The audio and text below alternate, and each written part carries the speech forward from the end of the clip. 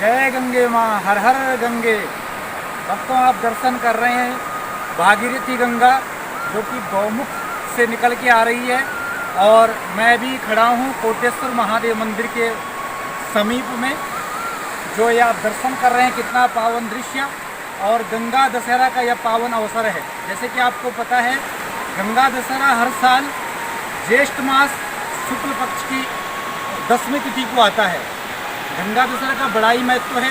पहले हम इसके महत्व को जान लेते हैं और फिर इसकी संक्षिप्त में हम कथा सुनेंगे। गंगा दशहरा के दिन गंगा पूजन, दान, गंगा स्नान, इसका बड़ा ही महत्व है। इस दिन जो भी जप किया जाता है, दान किया जाता है, गंगा में स्नान किया जाता है, तो अक्षय हो जाता है, उसका दुगना फल हमें प्राप्त होता है। तो इसका बड़ा ही महत्व है गंगा दशहरा का, जो कि आज हम यहाँ पर स्थित हैं गंगा के तट पर। और आप दर्शन कर रहे हैं, कितना सुंदर पावन दृश्य आप देख पा रहे हैं। चारों तरफ उत्तराखंड की ये पहाड़ियाँ, देवभूमि उत्तराखंड, और उसके सन्निकट हम सब यहाँ पर उपस्थित हैं। माँ गंगा यहाँ से निकल के आ रही है पहाड़ियों के बीच से। तो आइए अब हम जानते हैं गंगा दशहरा का महत्व। गंगा दशहरा कब से मनाया जाता है, क्यों मनाया जाता है, ये हम इस वीडियो में श्रवण करेंगे। गंगा दशहरा का जो पर्व है, ये तब से मनाया जाता है जब से स्वर्ग से गंगा जी धरती पर आई है। गंगा जी का अवतरण इसी दिन हुआ था, गंगा दशहरा के दिन, और तभी से ये परम पावन त्यौहार मनाया जाने लगा है। इसके पीछे गंगा कैसे आई, गंगा का आने का कारण क्या है, क्यों आई गंगा इस धरती पर। गंगा इसलिए आई, आपने नाम सुना होगा राजा सगर का।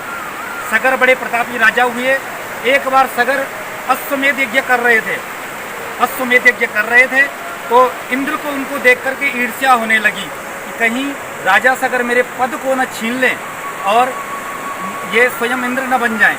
तो इंद्र को ये भय लगा कि मेरी गद्दी को न छीन ले। तो इंद्र ने क्या किया कि राजा सगर के अश्वमेध यज्ञ का जो घोड़ा था उसको चुरा लिया और उसको चुरा करके पाताल लोक में ले गए, और जहाँ पर कपिल मुनि का आश्रम था वहाँ पर बांध दिया। अब जब यज्ञ पूर्ण होने लगा और अश्व नहीं मिला, तो चारों तरफ ढूंढने लगे। राजा सगर के 60,000 पुत्र उनका अन्वेषण करने के लिए, उनको ढूंढने के लिए, खोजने के लिए निकल पड़े। पूरी पृथ्वी छान मारी, लेकिन कहीं भी अश्व का पता न चला। तो फिर राजा सगर के जो पुत्र थे वो पाताल लोक में गए और उन्होंने देखा कि कपिल मुनि के आश्रम में वो घोड़ा बंधा हुआ है, और उन्होंने समझ लिया कि यही ढूंगी बाबा है और इसने हमारे यज्ञ से ये अश्व को चुराया है, घोड़े को चुराया है। तो जब ये उन्होंने विश्वास कर लिया, तो उन्होंने कपिल मुनि का अपमान कर दिया। और जैसे ही कपिल मुनि की आंखें खुली, उन्हीं की आंखों के सामने राजा सगर के 60,000 पुत्र भस्म हो गए। अब इधर राजा सगर को पता चला कि मेरे पुत्र कहाँ चले गए, तो उनको ढूंढने के लिए उन्होंने अपने पुत्र अंशुमान को भेजा। अंशुमान चारों तरफ गए, पूरी पृथ्वी में ढूंढा, लेकिन कहीं भी उनके पुत्रों का पता न चला। फिर वो पाताल लोक में गए और जहाँ पर कपिल मुनि विराजमान थे, और उन्होंने अपने सभी भाइयों को वहाँ पर देखा। जो राजा सगर के 60,000 पुत्र थे, सभी भस्म हो गए थे। तब उन्होंने क्षमा प्रार्थना कपिल मुनि से करी, और कपिल मुनि ने कहा, अगर तुम इनको मुक्ति प्रदान कराना चाहते हो तो एक ही उपाय है कि गंगा को इस पृथ्वी पर लेके आओ, उसी से इनकी मुक्ति होगी। तब अंशुमान वापस आए और उन्होंने अपने भाइयों की मुक्ति के लिए तपस्या करी, अनंत वर्षों तक तपस्या करी, लेकिन उनकी तपस्या सफल न हो पाई। फिर उसके बाद उनके पुत्र दिलीप हुए। दिलीप ने उन तपस्या करी और वो भी ये सफल नहीं हो पाए। फिर दिलीप के पुत्र हुए भगीरथ, और भगीरथ ने फिर ये घनघोर तपस्या करी, और उस तपस्या के प्रभाव से माँ गंगा प्रसन्न हुई, और उन्होंने कहा, मैं धरती पर तो आ जाऊंगी, आपके तप के प्रभाव से मैं प्रसन्न हूँ, लेकिन मेरे वेग को कौन सहेगा। तो जब भगीरथ से कहा कि मेरे वेग को कौन सहेगा, तब माँ गंगा ने कहा कि मेरे वेग को केवल भगवान भोलेनाथ ही सह सकते हैं। फिर भगीरथ ने भोलेनाथ की तपस्या करी, उनको प्रार्थना करी कि आप गंगा के वेग को सहन करें, और भोलेनाथ प्रसन्न हुए, वरदान दिया। और फिर माँ गंगा स्वर्ग से उतर करके आई भगवान भोलेनाथ की जटाओं में, और फिर उनकी जटाओं से गौमुख से निकलती हुई गंगा ये जो आप देख रहे हैं भागीरथी गंगा, ये निकल कर के आ रही है। तो गंगा दशहरा जैसे कि पावन पर्व बड़ा ही सिद्ध और सिद्ध ये पर्व है। इसमें जैसे कि मैंने बताया, आप सब इसमें दान पुण्य गंगा स्नान का बड़ा ही महत्व है। तो आइए गंगा जी का बड़ा सुंदर श्लोक सुन लेते हैं। हम गंगा के तट पर हैं और कितना रमणीय स्थान है, रमणीय दृश्य आप कर पा रहे हैं। तो उसी के समकक्ष हम माँ गंगा से एक प्रार्थना कर लेते हैं उनके एक श्लोक के माध्यम से।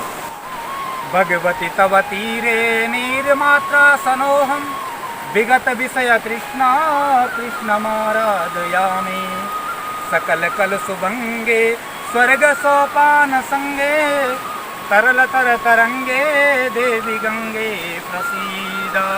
और माँ गंगा के बारे में कहा गया है कि गंगा गंगेति यो ब्रूयात् योजनानां सतैरपि मुच्यते सर्व पापेभ्यो विष्णुलोकं सगच्छति। इस श्लोक का भाव है कि गंगा गंगेति यो ब्रूयात् योजनानां सतैरपि, जो 100 योजन दूर से भी केवल गंगा का नाम ले लेता है, योजनानां सतैरपि मुच्यते सर्व पापेभ्यो विष्णु लोकम सगच्छति, और सही पापों से मुक्त होकर के विष्णु के धाम को प्राप्त करता है। तो जब नाम लेने का इतना महत्व है तो स्नान का कितना महत्व होगा, आचमन करने का कितना महत्व होगा। तो ये था गंगा दशहरा का महत्व जो आपने श्रवण किया। तो सज्जनों, इसी तरह की धार्मिक वीडियो पाने के लिए आप हमारे चैनल से जुड़े रहें। यदि आप चैनल पर नहीं हैं तो चैनल को सब्सक्राइब करें। कमेंट में ज़रूर बताएं आपको कैसा लगा यह महत्व सुन करके, गंगा का दर्शन करके। और इसी के साथ हम वाणी को विराम देते हैं। जय गंगे मैया, हर हर महादेव।